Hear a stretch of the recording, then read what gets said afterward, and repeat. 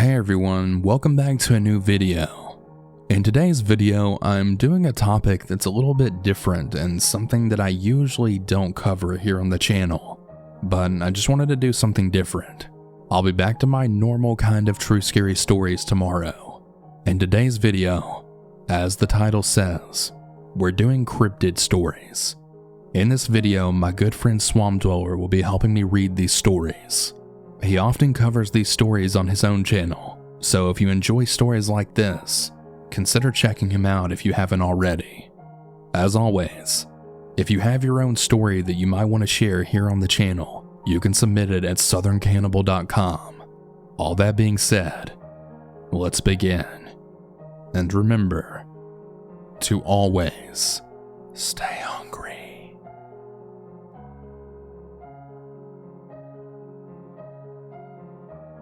I know this sounds far-fetched, but I'm telling the truth about everything that happened in this story. Keep in mind that I don't scare easily. This story happened about 6 to 7 years ago, but I've told plenty of people. I was going through a tough time and just wanted to be alone. We have some woods right beside our house, so I decided to ride my dirt bike out there at night, sit by the fire, and just chill with some music. About an hour or so later, I wanted to change up the music, so I grabbed my iPod and started to surf through some songs until I found something I liked. Now, I forgot to mention it, but at night, the woods are pitch black out, and even with the fire, you can only see a few feet around you. Basically, you and the fire are the only ones around in a big sea of darkness. Anyway, I switched the song and I turned back to the fire. I froze. On the other side of the fire, there was a large form with pointed ears loomed in the darkness. The only reason I noticed it was because of the glowing eyes, reflecting the flames that burned between us. This thing was huge. I'm about 6 feet tall, and it was taller than I was. I stood there paralyzed in fear, as for what seemed like minutes just stretched between us, only the music breaking the dead silence.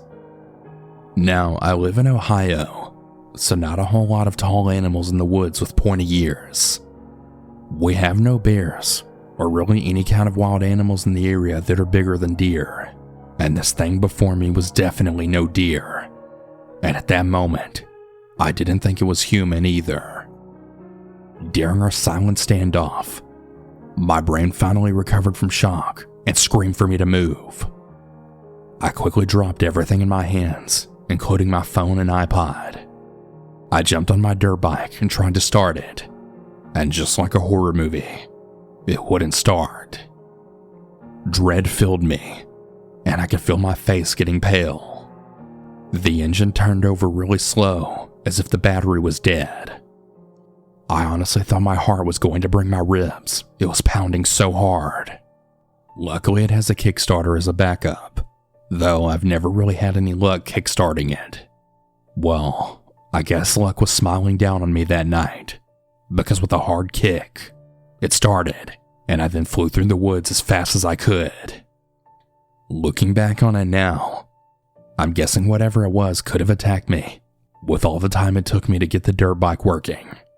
I don't know if it had already left during my panicked escape, or was still watching me with those fiery eyes as I fled. Once I got up to the house, I then told my parents about what happened, and I'd asked my dad to go back with me to grab my phone and iPod. However, it was really late, so he declined. I'm guessing he didn't believe me. Now, don't ask me why I would go back after escaping with my life, but at the time, I wanted to go back for my stuff. I ended up calling my friend who lives nearby, and he agreed to help. My friend and I shit you not, went back out to the woods with swords and a disposable camera to get my stuff. I took the camera with us, just in case I could snap a picture of whatever was out there with me. As I was snapping pics in one hand and holding a sword in the other, we approached the site and gathered up my things. That thing was nowhere in sight. As we were walking back up to my house, we noticed a neighboring house was all lit up. However, It wasn't house lights. It was on fire. We quickly called 911 and ended up finding out that it was an abandoned house that caught fire. Now, I'm not sure if it had anything to do with what I saw, but it was sure as hell weird to have all this happen in one night and around the same time. To this day, I have no idea what animal that could be taller than me and would approach a fire in music. I'm not sure if it was some kind of weird creature or possibly a person in a mask, possibly the one who started the fire. I still have the disposable camera sitting on my desk. I haven't gotten around to getting it developed, but now thinking about it as I write this, I probably should. A lot of time has passed since then, and I do still go out in the woods, but sometimes I can't help but wonder if that thing is still out there, watching me.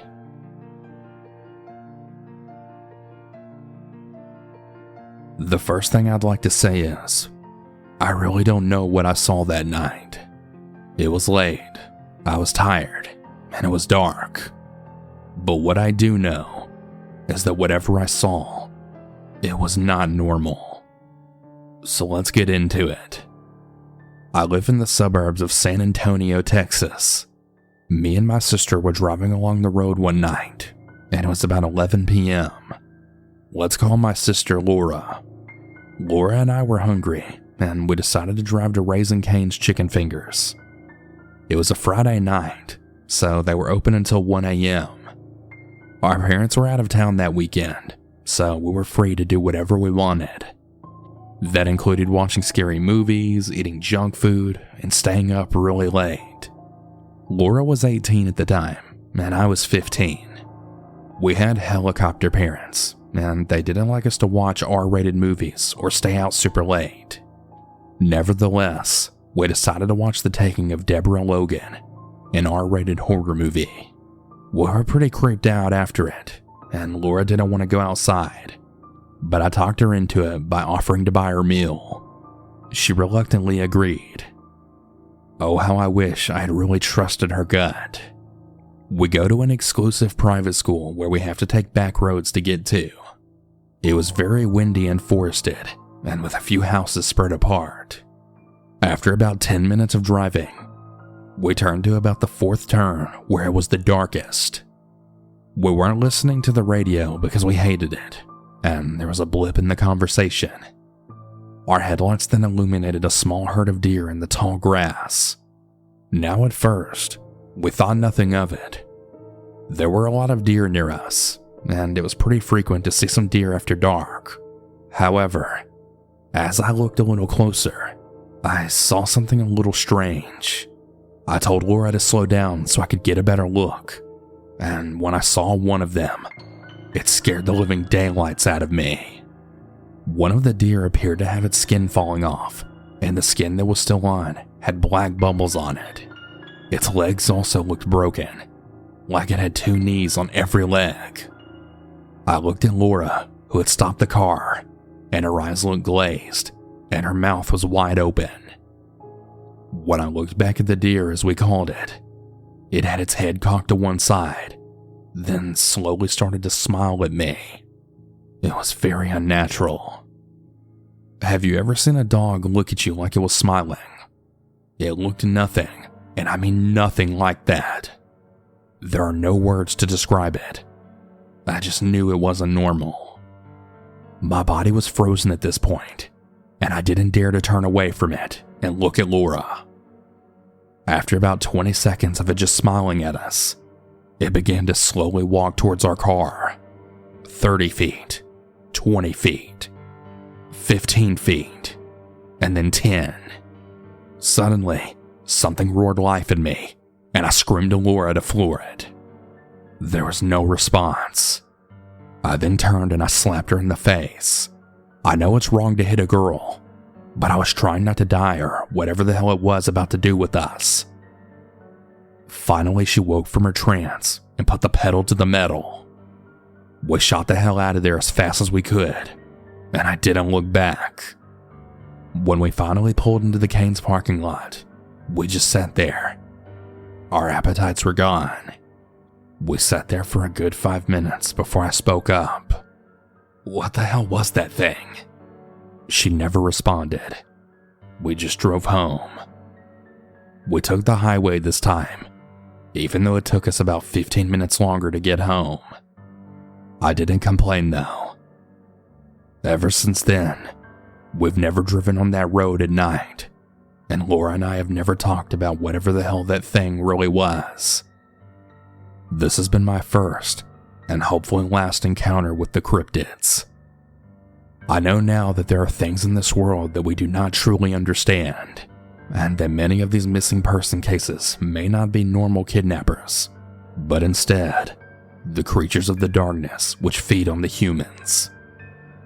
If we hadn't gotten out of there at that exact second, I wouldn't be telling you about this story. You can all choose whether to believe me or not, but that doesn't change what happened and what we saw. To this day, I believe that was either a skinwalker or a not deer, though I don't fully understand what it is. Whatever and wherever you are, dear, let's not ever encounter each other again. This happened when I was a lot younger. I think I was about 20, and back then, I would often go into the mountains to hunt. By the time night fell, I would set up in a small clearing. I was adding more wood to the fire, and resting at the entrance of my tent was my hunting rifle. I had just reloaded it and cleaned it. I got up to gather some more wood when I heard a noise behind me. I turned around to face the sound, and I saw that my rifle was now missing. A shadowy figure was running towards the trees with something long in its hands. I knew that it must be my rifle. I gave chase, but there was too much distance between us. The shadowy figure slipped into the darkness of the forest. I have no idea why I chased him since he did have a gun, and I did not. The guy was dressed entirely in black, and whatever he was wearing looked like fur. For a moment, I thought that it might even be a human. The way it was running was kind of odd though. It kind of leaned forward, with its arms seeming to be a little long. Whatever it was, it looked like it had lived out here in the mountains. It looked feral and far too big. I had no choice but to run back to my campsite. I felt incredibly uneasy. There were lots of my possessions lying around. He could have taken anything of value, but he didn't. He just took the gun. While I thought about that fact, a chill raced up my spine. I didn't know how much danger I was in at the time, and I was alone in the woods at night. There was a pitch black darkness all around me. Clouds had covered up the moon. There was no way that I was going to be able to sleep that night. I decided to extinguish the campfire. I didn't want to remind this guy of my location. I planned on getting out of the woods as soon as the sun began to rise. I didn't want to be out there walking around in the dark. I grabbed my hatchet, kept it in my hand, and waited for the morning to arrive. Thankfully, the night was uneventful and I was safe. At the first sight of morning, I quickly packed up all of my things and started back down the mountain. While I was heading down through the woods, I heard the explosive sound of splintering wood nearby. I saw a bullet hole in a dry tree trunk just a few inches away from me. I immediately thought about my missing gun and the events of last night. I got my head down low and just ran as fast as I could in a zigzagging motion. Like most people do, I had never had any experience running from a shooter like this, so I just hoped that this would slow them down or make me slightly harder to hit. I guess I was doing my best to imitate the prey I hunt when they run. I could hear the popping sound of my rifle echoing from behind me and the whizzing sounds of bullets flying through the trees. Honestly, I have never been so terrified in my life. Fortunately for me, the shooter wasn't very good at aiming. While running as fast as I could, I counted the number of shots which were coming my way. When it reached the number of bullets that I had loaded into the magazine, I basically collapsed on the forest ground. He should be out of bullets. The tension was unbearable. All I could hear was my own labored breaths. Then I silenced myself as an alarming thought crept into my mind. What if he was reloading? What if he had another weapon? I was exhausted, but I knew I couldn't take any risk. I needed to run again. Just as I was getting to my feet, I heard something heavy land next to me. It was my rifle. I looked at the barrel and it was bent. I just ran and hoped for the best. I managed to make it down the mountain and back to civilization. I haven't been hunting since. I totally fell out of love with it.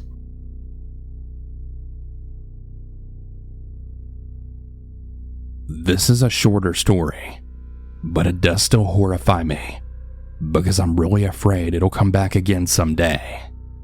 For some background, I used to live in Alabama until I was about 7 years old. I'm 16 now, and I live in Florida. My family has always been believers of the supernatural, some on the more religious side of the concept, but still there. My family has more ghost stories than most. Supernatural experiences are not uncommon in my lineage. The story starts over a long period of time. My first encounter was when I was 5, and I barely remember most details, but I do remember the main concept. I lived in a shitty trailer with my immediate family, and in my bedroom, I had a very clear view of a wide window, only covered by a thin transparent curtain that I used to squish flies in. Alabama kids know. One night, I was staring out of the window at the cows, when all of a sudden, this scary thin pale man with a long face came out of the woods in the cow pasture. I, being 5, pissed myself. I was a really scared kid, and I often found myself running to my parents' bed because whatever creaks and bumps occurred in the night scared the shit out of me. I vaguely remember running to my parents' bedroom and trying to get them to come look at the being, but I really don't remember if they saw it too. Now, I'm really unsure if the next experience is the same creature, but I can't help but feel like it is. Something in the back of my brain just tells me it is. The next instance happened when I was about 13. I was drifting off to sleep when my dad came in to turn off the light. I didn't want him to, but I couldn't respond for whatever reason. Exhaustion likely. I also got sleep very easily. Anyways, so he flipped my light off and left.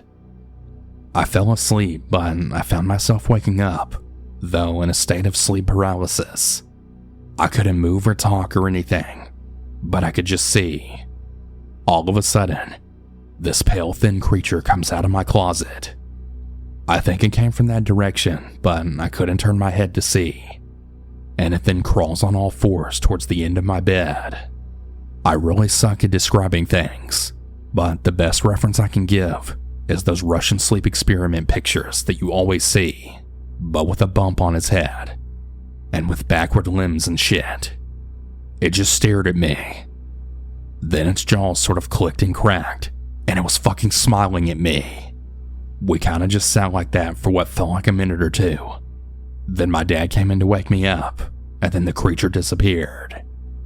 Flash forward, and I'm 16 now. New house and such, and I share a room with my younger sister. Within the first month of staying in the house, I saw the thing's face in my bedroom window in another sleep paralysis situation. Its facial expression rapidly changing before I woke up. My sister complains of seeing pale faces in the window and closet, and we have both found handprints on the window. My parents aren't concerned though.